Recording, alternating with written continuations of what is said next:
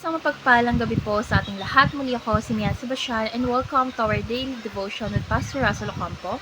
And today is March 25, 2026 and our topic is all about God's appointment. So our scripture for today is all about 1 Samuel verse 9, chapter 9 verse 1 NI version.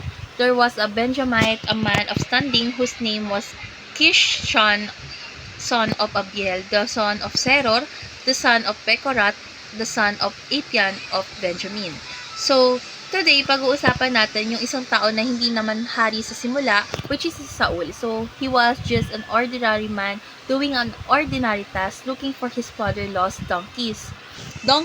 So, walang spotlight, walang title, or walang expectation. But, here's the powerful truth. While Saul was searching for donkeys, God was already preparing a kingdom for him. So, ganito rin minsan ang buhay natin. So, akala natin, normal lang yung araw, like, nag-aaral tayo, nagtatrabaho tayo, naglilingkod tayo. But, behind the scenes, God is arranging divine appointments. So, Saul was chosen not because he earned it, but because God's grace. So, God gave him a new heart, God empowered him, and God positioned him. So, pero alam naman natin ang nangyari. Saul started well, but he didn't finish well. So, he stopped listening to God and began relying on himself. So, that's the warning for us. It's not enough that you are chosen. What matters is you is continue to obey. So, let's go on to our teaching. First is God chooses people for His specific purpose and mission. So, hindi aksidente yung calling natin dahil intentionally yan.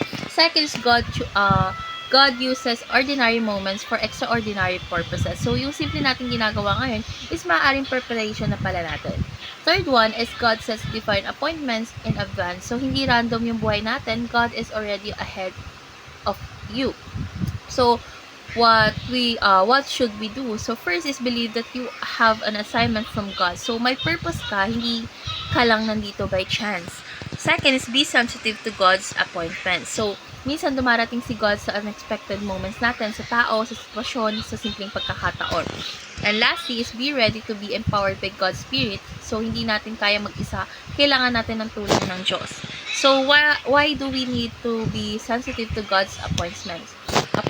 So, because if we are not attentive, we might miss what God is doing. And what looks ordinary could actually be divine. So let's dive deeper. Saul was the first king of Israel, but he failed. So Jesus Christ is the truth.